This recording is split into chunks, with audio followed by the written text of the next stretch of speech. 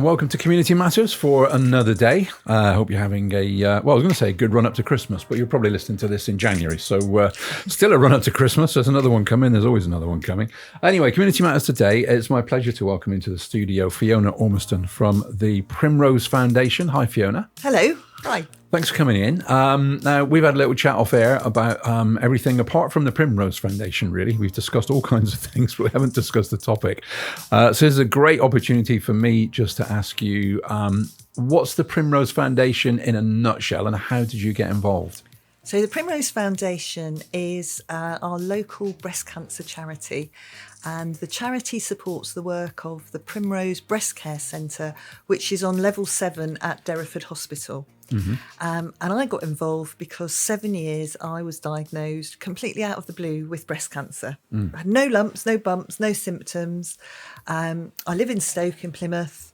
My own GP surgery is Stoke Surgery, so I had gone for my first mammogram screening at 47 because there was a pilot programme.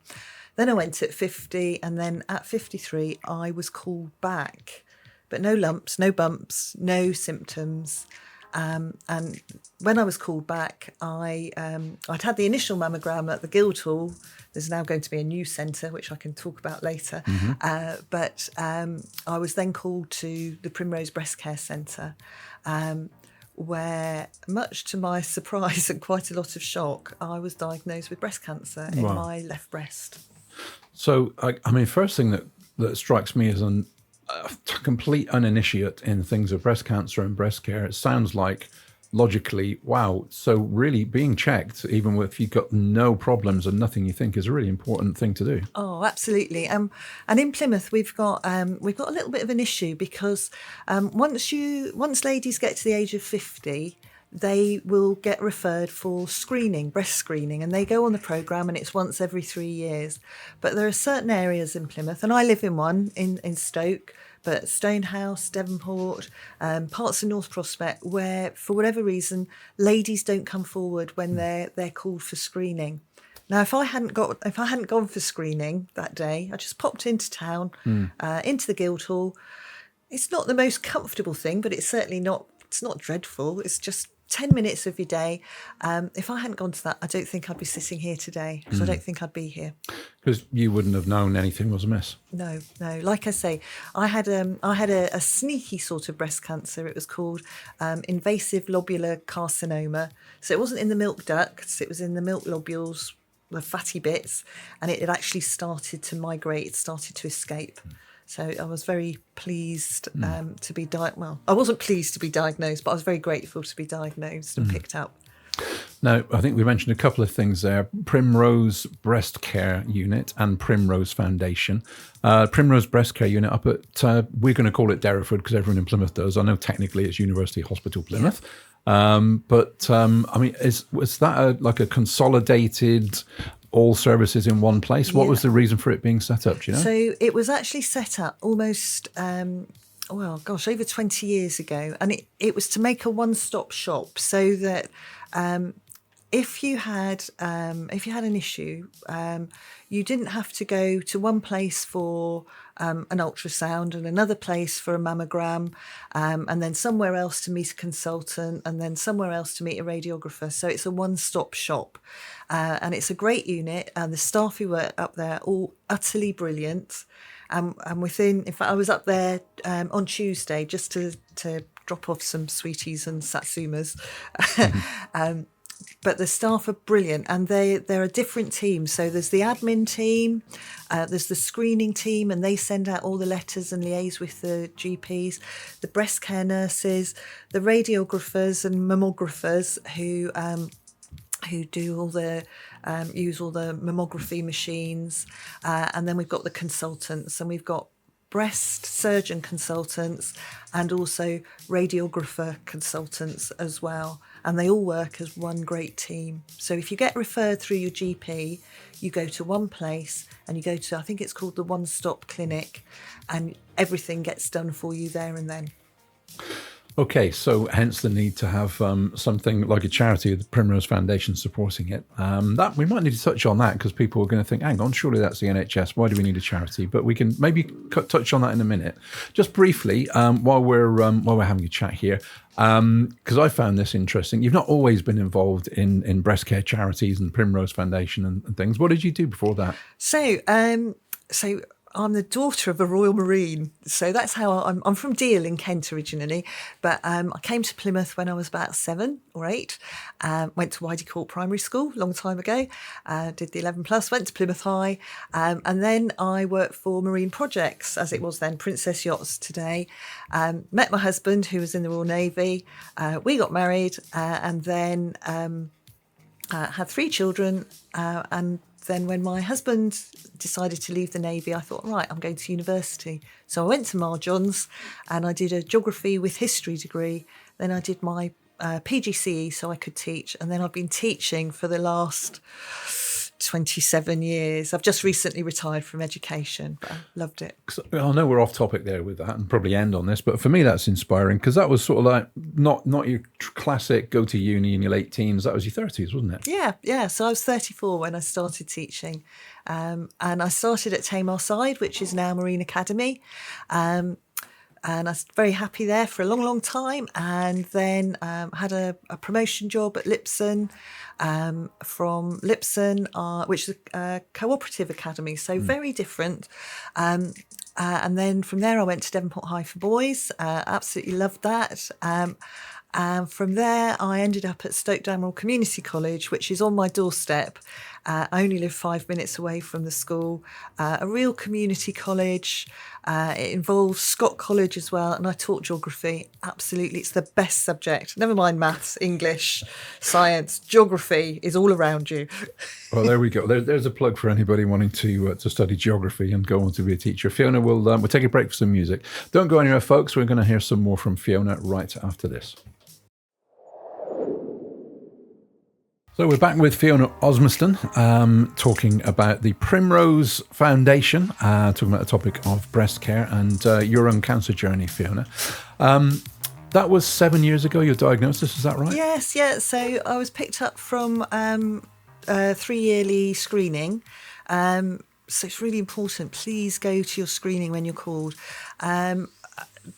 I was invited to go back up to the Primrose Breast Care Centre, Level 7, Derriford Hospital, where I had a repeat mammogram. And as I went into the mammogram, I could see my mammogram from sort of the 2 weeks before and one from 3 years ago. And the one from 2 weeks before had a big red circle around it, which rather sort of piqued my interest. Like, what's going on here? And then very quickly I was taken to have an ultrasound, and there's a wonderful consultant called Sarah Doyle. She was the radiographer consultant who did the ultrasound. Black humour is my default. Mm-hmm. I think that's because my dad had been in the Royal Marines. So she found 3 areas of interest, and I was saying, are they cysts? Are they full of Sauvignon Blanc? And I was told, no, it is a cancer, which was a real shock because none of the sort of usual symptoms, no lumps, no bumps, no orange peel, lemon peel skin, felt really well. And my reaction was, well, I'm sorry, I don't have time for this because we've got to go back into school for our SMT meeting tomorrow. So, but I was picked up really quickly, and the treatment I've had has been exceptional. So can you unpack a little of that journey for our audience? Because there are bound to be people listening. And I have heard, breast cancer can affect men as well, can't it? Oh, yes, yeah. There's a small percentage of men who can have it in their breast tissue as well, because men do have, I think, moobs is the technical term. Yeah, well, yeah. And as age has gone on, I'm certainly more along that route. But focusing in a little bit on the female side of this, the woman's side of this, because predominantly it's going to be a woman's journey of cancer, and you have had that journey. So there's we don't need a textbook or anything right now. You've been on this journey. The emotional impact of that must have been fairly significant to start with. It was. was, and I think I was pretty resilient, or I'd sort of set myself up as being pretty resilient. So every time I went for my appointments, I was in my school suit and I had my lanyards on, and it was like, no, this isn't really me. But it is you, and it affects your family, and it affected my mum and dad, it affected my husband, my children, and you get onto this NHS. Gosh, it's like a travelator, you know, when you're at the airport and you go on one of those and everything gets broken down into 2 weeks. So you have the ultrasound, your histology results come in 2 weeks. You have a meeting with a consultant who tell you what sort of breast cancer it is. And there's a wide variety of breast cancer. My particular breast cancer was called estrogen positive. So it was important that I I was on HRT at the time, so I had to stop taking that immediately. But there are many different types of breast cancer. One of the biggest sort of signposts for cancer is getting older. So I was 53 then, but there are different types of cancers. So some people have a family history of it that can affect them from a much younger age. So you sometimes get women in their 20s and 30s. And the Primrose Breast Care Centre has a family history sort of department, if you like. So yes, it did take an emotional toll, but I didn't. I was very good at hiding all of that until about 2 or 3 years after I'd sort of completed my treatment. Well, that could be something to unpack. Let's just take a break for some music. We're back with more from Fiona after this next track. Don't forget, if you've missed any of this or you want to listen again, you want to refer the interview to your friends if it's helpful, then check out the website, www.crplymouth.co.uk. I think that's right. Look for us online anyway and go to the Listen Again page and you'll be able to catch up at any time. We're back right after this. Fiona, before that track, we were talking, or you began to talk about a couple of years after your whole experience with the treatment, then your emotional side sort of caught up or resurfaced. Yeah. Could you unpack that a little bit? Because I think that could be identifiable for a number of people. So after I was very fortunate in that I didn't need chemotherapy or radiotherapy, but I did have to go on a hormone therapy just to make sure the estrogen didn't come back into my system because that fed the cancer. And the side effects of that were pretty grotty, including feeling quite down from time to time. And like I said, I'd always considered myself to be pretty resilient and, you know, got nothing could touch me. I'm going to do. Got a problem, right? I'm just off to a spin class. I'll just spin it out, or yeah. But I was in Marks and Spencer's. This was just before I had my mastectomy, and I was in Marks and Spencer's, and I wanted to see what post-surgery bras were like, and I sort of gone in. Right, got to be very sensible, and I just said to one of the ladies in Marks's, I said, can you show me the post-surgery bras? Because actually I've got a diagnosis of breast cancer. And it kind of came out and I cried in the middle of Marks and Sparks in Plymouth City Centre. And they were just wonderful. They just scooped me up. They gave me a cup of tea and they just said, it's all right. You know, yes, of course we can help you. And they were wonderful. And a bit later on, they were even more wonderful when I got involved with a group of 9 ladies and we became the Dare 2 ladies. Hang on a sec. This is a little diversion. The Dare 2 ladies? What was that? So the Dare 2 ladies. So there were a group of us. We'd all been through treatment and we met up. And it was at the time that Victoria Derbyshire was doing her Real Full Monty. And I don't think that the ITV programme had actually raised a huge amount of money. So there were a group of us and we all sort of knew each other slightly. So we got together. Our common factor was we'd all had breast cancer. And we decided that we could do better than the Real Full Monty. And we did. So the Dare 2 ladies were formed. And we put on a ball at the Duke of Cornwall Hotel. A friend of mine called Shelley Coleman choreographed our dance. And we danced to I'm Every Woman, It's All in Me. And then the song from The Greatest Showman, This Is Me. And at the end of the dance, we had made our own feathers and we did a big reveal, and the lights went down.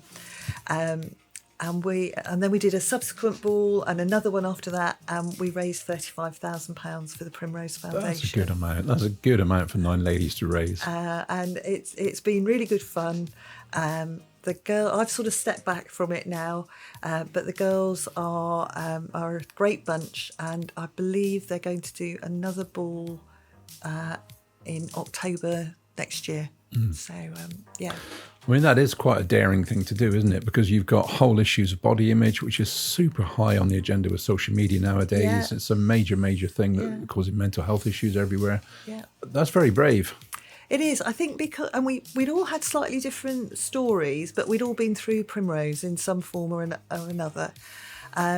So when I had my initial surgery, a wonderful surgeon called John Dixon, who still works up there. He's an oncoplastic surgeon. I was a good candidate to have an immediate reconstruction, so I had an implant, which I like to call the cannonball, because I think it was made of, well, certainly Canon. I don't think it was silicone. I felt I listed the whole time, and when I swam, I sort of sunk on one side. That's a bit of an exaggeration. But later on, I had a bigger reconstruction where they take your mum tum and they plumb it into your chest, which is incredible, amazing surgery. Dealing with the sort of all of that, it's hard. It is hard. Like I said, I was very fortunate. I didn't have to have chemotherapy. Some of the Dare 2 girls have, and that was extraordinarily hard for them as well. Got a friend who's been going through chemo, and it's not an easy journey at all. Got another friend with cancer who's, well, anyway, let's not go there. But anyway, people find chemo very, very difficult. So your journey there, there's a lot going on. I can imagine, and I, with no experience, but sharing life's tough issues with other people, like we all can do. You must have been through a lot of soul searching and a lot of support in a group of 9 people that have been through a similar thing to get to that place. Do you know, it was really wonderful because we'd all had a similar diagnosis, but a different route through, if you like. We could talk really openly and honestly with each other. Whereas you're very fortunate. I've got lots of lovely friends, and they can be really sympathetic, but they haven't been there. And you can talk to your husband about it, but at the same time you try to sort of protect him a bit. Could talk to my mum and dad, but again, you try and protect them, and you put on a brave face. Whereas if you were feeling really grotty, I was on a drug called anastrozole. If my joints made me feel like a pterodactyl in the morning because my hands and feet just didn't warm up and work, my joints didn't work, or you could have a conversation with them, and it was really, really helpful. Brilliant. I think this is going to be really helpful for people that are listening. So thank you for sharing your journey, Fiona. We'll take a break for some music, folks. Back to hear more from Fiona right after this. Fiona, you've very kindly and generously shared some of your own personal journey of breast cancer. Just to recap now, you cancer-free now, totally clear? Yeah, the technical term is no evidence of disease. Right. And I'm back on the... so after you've had a diagnosis and your treatment, you have a mammogram every year for 5 years. And I'm now back on the 3-yearly programme. Okay, so that must be... your life's been up and down, and out the other side of it. It's a relief. It is a big... And I no longer have to take the drugs. I was on the drugs for 7 years. Had a huge reconstruction 5 years ago now. I still wear a bikini when I'm on the beach, and I sometimes see people looking at me, and I just say, it was a shark, and the shark was called cancer. I punched it on the nose.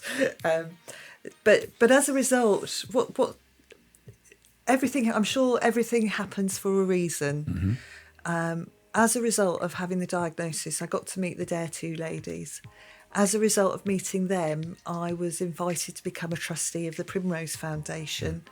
And then two and a bit years ago, I became the chair of the foundation, of the charity. And that's been a very important part of my life, because I'm so grateful to to the Primrose Breast Care Unit. So anything we can do to support them is one of my big priorities. So let's touch on this a little bit if we can, to help listeners. So we're living in a country where we know we've got a National Health Service. We know it struggles a little bit. How is the relationship? How is it that we need a charity that is supporting an essential service as part of healthcare? So one of the aims of the charity is to support people going through breast cancer, as well as helping to sort of develop the service, if you like. So how I pitch it is that we pick up all the bits that the Exchequer can't fund. So you're absolutely right. You think, there's the NHS, but I think the demands on the NHS have become ever greater. Because screening is better, and 25,000 women in our catchment area, which goes from Liskeard to Bude to Kingsbridge, are screened each year. Of them, about 550 people get picked up with breast cancer. But then there are the other clinics. So if you're a young mum and you're having trouble breastfeeding, or you've got breast pain, your GP will refer you. So it's not a bottomless pit. So what we do is we fund the additionality, if you like. So an example of this is the Guildhall's no longer used for screening. So the NHS and the Primrose Breast Care Centre have setting up a new place in Knott Street in Plymouth. Great location on the bus route. As a charity, we can put some money in to make sure that it's furnished nicely and it's a warm and welcoming space. One of the things that we're going to fund quite soon, actually I haven't told the other trustees about this yet, is that I had a brilliant meeting this week with a lady called Michelle Rowe, and she's the manager up at the Primrose Breast Care Centre. So when women are going through breast cancer, psychologically it has an impact. So a clinical psychologist would be a fantastic person to have as part of the unit. So the clinical psychology have a certain budget, and I'm going to suggest to our trustees that we top up that budget just a little bit, and that means that they can put an advert out and we can get a really brilliant clinical psychologist to help women who have got maybe metastatic breast cancer, so they've got secondaries and it's come back, to help women decide if they're going to have a reconstruction, because the reconstruction's hard. If you're a young woman and you've got, say, the BRCA gene in your family, so we fund that. But we also fund other things. So like if a patient's going through oncology and they lose their hair, they can apply to us for a grant to get a wig. If a patient is having a really hard time financially, they can apply to us and we can give them a hardship grant. Some of the other things that we've financed, conferences, training, some equipment. We've got a new breast care surgeon up at the unit, and she's very keen on having some Doppler machines, so I'm hoping we can finance those. If anybody really, really important from the government is listening, or from whoever's in charge of Plymouth University Hospitals Trust. We can tag them in online for you. We can do that. Well, there has been talk over the last 5 years of having a brand new unit, and we'd like to get involved. We'd be very happy to support that. We'd be very happy to fundraise towards a brand new unit. If any gentlemen have been through the Chestnut unit, it's absolutely gorgeous, and I would aspire to have a Primrose Breast Care Centre as brilliant as the Chestnut Chestnut unit. We've got all the brilliant staff. The room's okay, but it could just be wonderful. Well, listen, let's take a break for another track. I want to talk about Dawn French and Jennifer Saunders, because you mentioned their names just while we were off air a few minutes ago. So stay tuned. More from Fiona Ormiston in a moment about the Primrose Foundation, the Primrose Breast Care Unit.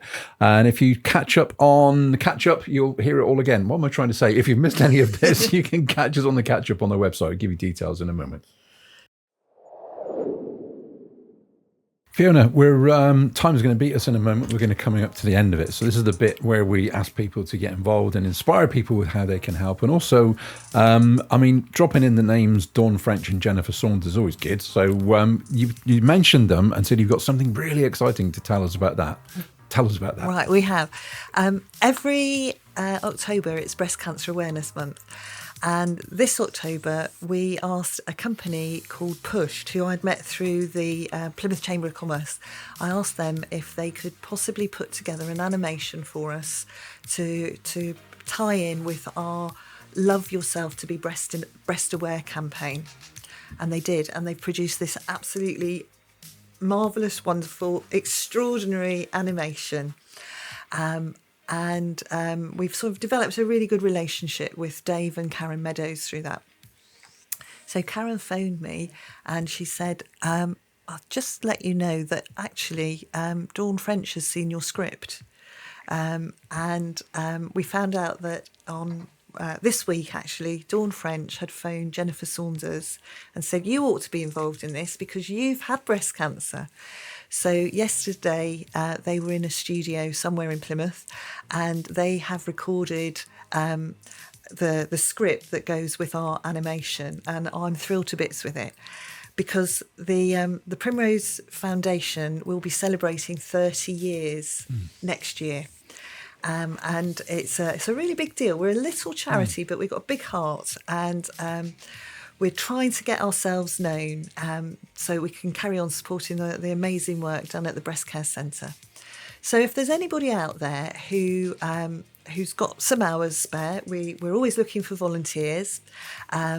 If you would like to have a fundraising event in aid of Primrose, that would be great.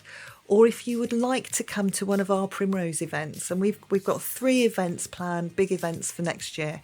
We've got our 30th anniversary party, which is going to be, I believe, at the Plymouth Aquarium on the 12th of April, 2025.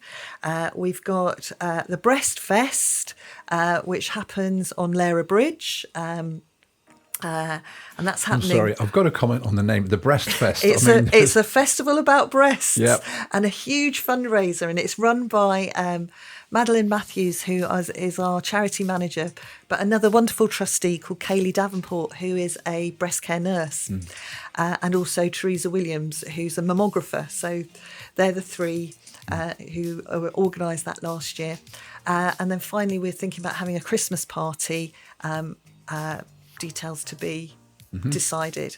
So if you'd like to come along to those, if you'd like to do any form of fundraising, if you want to do a run, if you want to bake some cakes and sell them to your mates, if you want to have a tea party, anything at all, we are so grateful. We rely really heavily on donations. One in 2 people sadly will have cancer. 1 in 8 women will have breast cancer. So anything we can do to work together to enhance the amazing service that is already provided is just great. We've got lots of big plans for next year because it's our 30th anniversary. It's really something to celebrate, but we can't do it on our own. And anybody who's done anything for the Primrose Foundation, which has then helped the Breast Care Centre, I'd just like to say a really big, genuine thank you, because you're the people who make it all worthwhile for us as a little charity. So thank you very much. That's excellent, Fiona. If I can just maybe close on something that's going through my mind. You're obviously, you're full of life. You're full of joy. You're communicating everything with hope and a humour as well, which is fantastic. So obviously, I'm not keen on the word cancer survivor because you more than survive. You're thriving, aren't you? We are thrivers. Yeah. The Dare 2 ladies didn't like the word survivor, and it is a case of thriving. I think life is short. Having had cancer has made me review my priorities. I was very, very career orientated, and I love teaching. I love teaching geography. I love teaching the children in Plymouth. They probably didn't all love me. They say, well, that's that Mrs. O, she's horrible. But I absolutely love my job. But work isn't everything. It's really important. It helped define me. cancer hasn't defined me, but it certainly has changed me. And I hate to say this, but I think it's changed me for the better. If there was something you could say, if someone was sitting across the desk from you now who was in the early stages of a diagnosis, breast cancer, and I know you've said there are many, many different types, many different journeys, from your own experience as an encouragement to someone who's in those first days, what would you say? I would say don't give up hope, because if you've been referred to the Primrose Breast Care Centre at Derriford Hospital, you are in the best of hands. There's a whole team, and they have got their primary interest is to get you through it. Whether it's the surgical side, the nursing side, the oncology teams are great. So please don't give up hope. You don't have to be on your own. There are organisations like us. We've got the Primrose Pink Panel. So if you wanted to come and have a chat, we're having our next meeting on the 31st of January, and it's at the Hearts Together Hotel up at Derriford. Loads of parking. They're a great organisation as well. So don't feel you're in it on your own, because you're really not. We're there for you. And finally, last thing, just give us the website address again as the point of contact, or where should people look on socials? So if you Google the Primrose Foundation, we should be number one as that comes up. You are. I did that before the interview, so definitely are. And we are the primrosefoundation.org. So excellent. Please have a look at us. We're there for you. You be there for us too. That's awesome. Fiona, thank you very much indeed for coming in. Oh, thank you for having me. It's been great. Oh, it's been a pleasure. If you want to find out more, check out theprimrosefoundation.org or Google Primrose Foundation, and it will come up top of your list. Don't forget, if you want to hear more from this or catch up on any parts of this interview, go to our website where it will eventually be featured on the Listen Again page. That's crossrhythms.co.uk/Plymouth. That's the address I should have given you. And that's it for Community Matters for today. Stay tuned. More music and life 24 hours a day, 7 days a week for you here on Cross Rhythms.